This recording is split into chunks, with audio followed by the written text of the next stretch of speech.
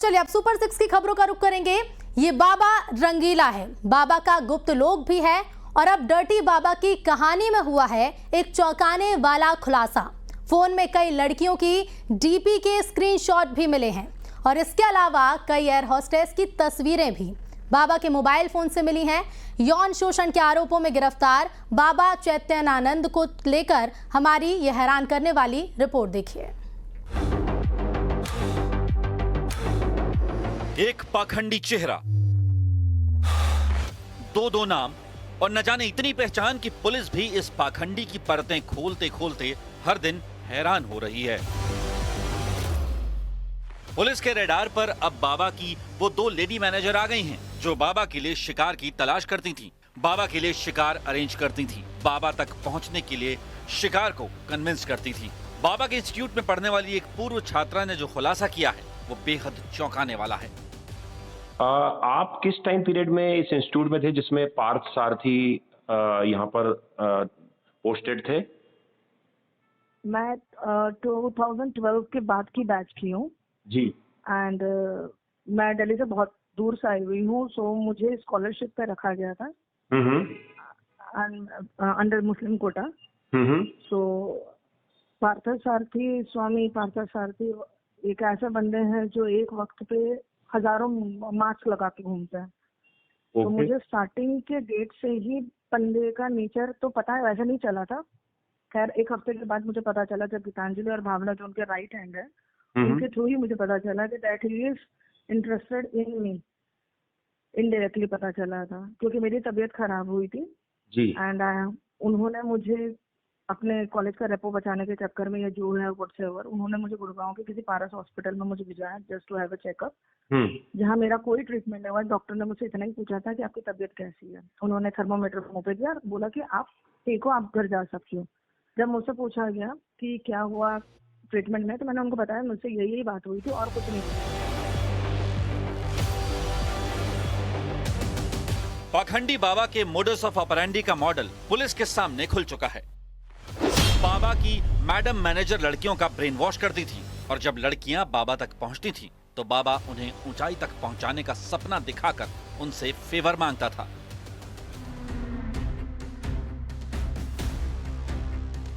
पिछले कई सालों से बाबा चैतन्यानंद का गोरख धंधा यूं ही उसकी महिला मैनेजरों के जरिए चला आ रहा था। पीड़ित छात्राएं बदनामी और धमकी के डर से मुंह नहीं खोलती थीं, मगर जब बाबा के पाप का घड़ा भरा तो वो सच्चाई सामने आई जिसने हर किसी को चौंका दिया। बाबा चैतन्यानंद का डर्टी गेम इशारों इशारों में होता था। न तो कोई इस बारे में खुलकर बोलता था और न ही खुलकर इस पर बातें होती थी। भोली भाली छात्राओं को बाबा के नाम का हिंट दिया जाता था, जो इसे समझकर इनकार कर देती थी। उन्हें अलग अलग तरीकों से परेशान किया जाता था और जो जाल में फंस जाती थी उन्हें बाबा अपना शिकार बनाता था।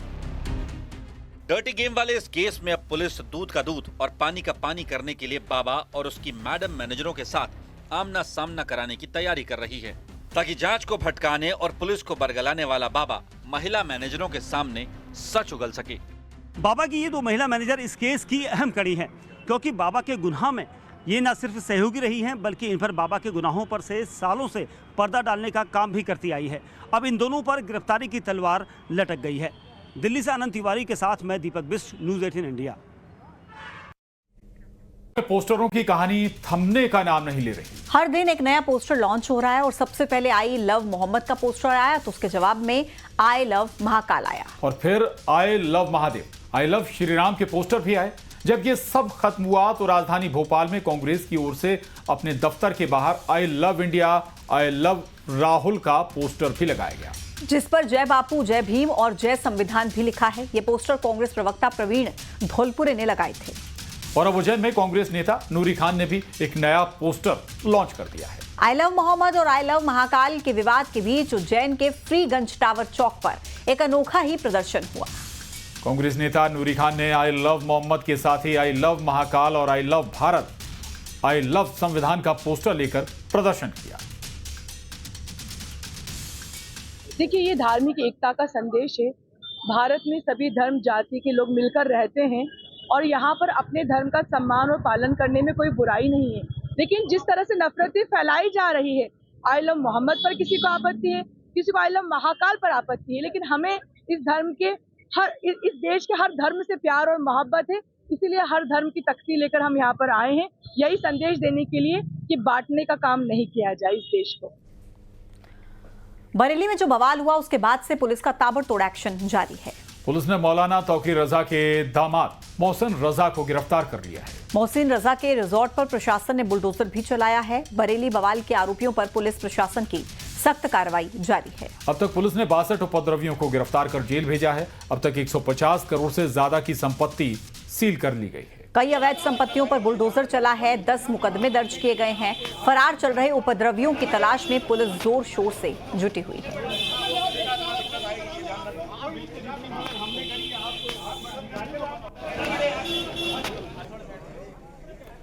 तो तस्वीरें आप देख रहे हैं, दरअसल एक्शन जारी है बरेली हिंसा के बाद। और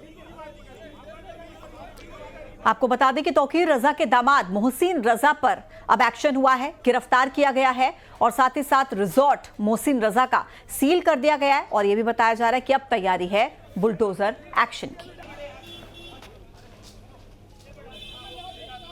हुआ था, उसके पश्चात कई लोग चिन्हित हुए थे वीडियो और फोटोज के आधार पर, जिन पे कार्रवाई की गई। इस मौलाना तौकीर के साथ साथ बहुत सारे तौकीर के एसोसिएट्स जो हैं वो जेल गए हैं एविडेंस के आधार पर।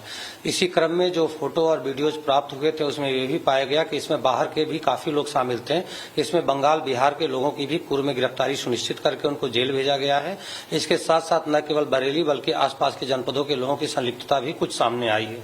इससे कन्फर्म हो गया है कि अचानक भी प्रतिक्रिया नहीं थी, बल्कि तो बरेली हिंसा के आरोपी जब रोते और हाथ जोड़ते हुए नजर आए, पुलिस पर पथराव करने वाले दंगाइयों को बरेली की कोतवाली पुलिस ने एक सबक भी सिखा दिया है। सबक ऐसा कि अब वो माफी मांगते दिख रहे हैं। दरअसल इन्हीं लोगों पर आरोप है कि इन लोगों ने जुमे के दिन पुलिस पर पथराव किया। लेकिन अब जैसे जैसे ये लोग पुलिस की गिरफ्त में आ रहे हैं, इन्हें एहसास हो रहा है कि इन्होंने कितनी बड़ी गलती की, जिसके लिए अब ये लोग हाथ जोड़कर माफी मांग रहे हैं।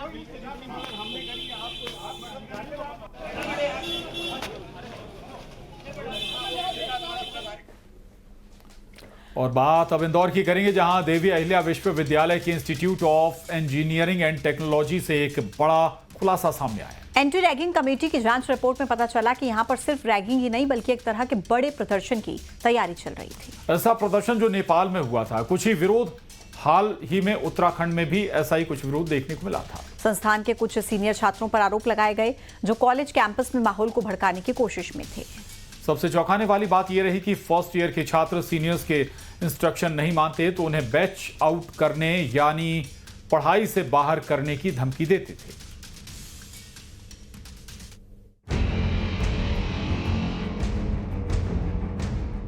मिनी मुंबई कहे जाने वाले इंदौर में एक बड़ी साजिश का खुलासा हुआ है। देवी अहिल्या विश्वविद्यालय के institute of engineering and technology में साजिश का बड़ा खेल चल रहा है। इसका खुलासा एंटी रैगिंग कमेटी की जांच रिपोर्ट में हुआ है। इस रिपोर्ट में दावा किया गया कि संस्थान में सिर्फ रैगिंग नहीं बल्कि एक तरह के प्रदर्शन की तैयारी थी। ऐसा प्रदर्शन जैसा नेपाल में हुआ था, ऐसा प्रदर्शन जो हाल ही में उत्तराखंड में देखने को मिला। रिपोर्ट में कुछ सीनियर छात्रों का जिक्र किया गया है जो इस साजिश के पीछे बताए जा रहे हैं।